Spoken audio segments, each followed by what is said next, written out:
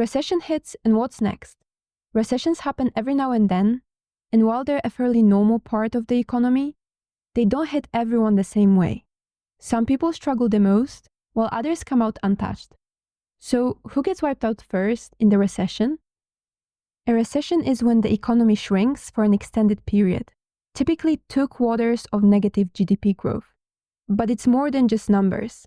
Recessions lead to job cuts, reduced consumer spending, and lower business investments.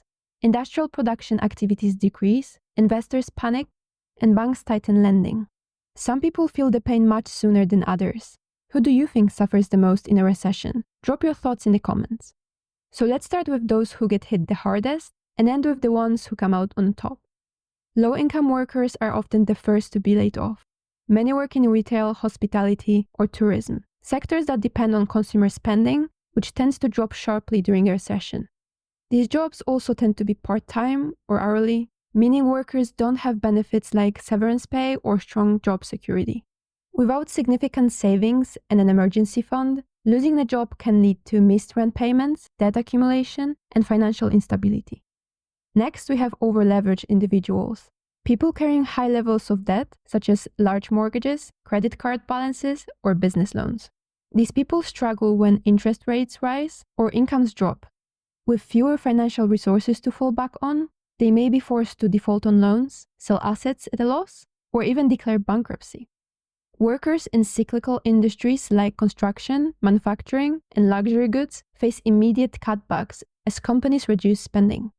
When consumers stop buying new homes, expensive cars, or high-end products, these industries suffer. Factory closures, project delays, and layoffs become common, and workers in these fields often struggle to find alternative employment in a downturn.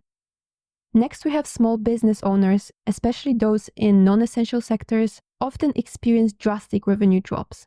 Many rely on loans and credit to keep operations running, but when banks tighten lending and customers cut spending, survival becomes difficult. Restaurants and boutique shops often face closure as they cannot afford rent, payroll, and other costs. New graduates and low-skilled workers face a brutal job market. Companies freeze hiring, reduce entry-level positions, and prioritize experienced workers. Many graduates end up underemployed in low-paying jobs unrelated to their degrees, delaying career growth. Low-skilled workers, whose roles are often replaceable, face a higher risk of layoffs. Next are risky investors, those who bet heavily on speculative assets like high-growth tech stocks, startups, or cryptocurrency, often experience heavy losses. Recessions cause panic in financial markets, leading to sharp declines in overvalued assets. Those who invested aggressively without diversification may see their portfolios crash. But not everyone suffers. Some groups stay stable or even can benefit during recessions. Essential workers in industries like healthcare, education, utilities, and public services remain in demand. Hospitals, schools, and infrastructure services don't shut down just because the economy slows. Supermarket employees, delivery drivers, and waste management workers may even see increased job security as their roles become more crucial. And then investors with cash have the advantage of buying assets at a discount. During recessions, stocks, real estate, and businesses often become undervalued as people panic sell.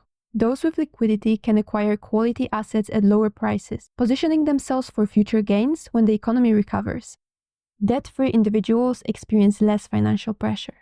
Without monthly loan payments or high-interest debt, they can maintain their standard of living, continue saving, and even take advantage of lower prices on investments, real estate, or everyday goods. Recessions widen the gap between those who are prepared and those who aren't. If you want to stay ahead, focus on keeping debt low, saving when you can, and investing wisely. And remember to have some kind of emergency fund as well. So what do you think? Are recessions more of a threat or an opportunity? Let me know in the comments, and don't forget to like and follow for more insights on the economy and finance.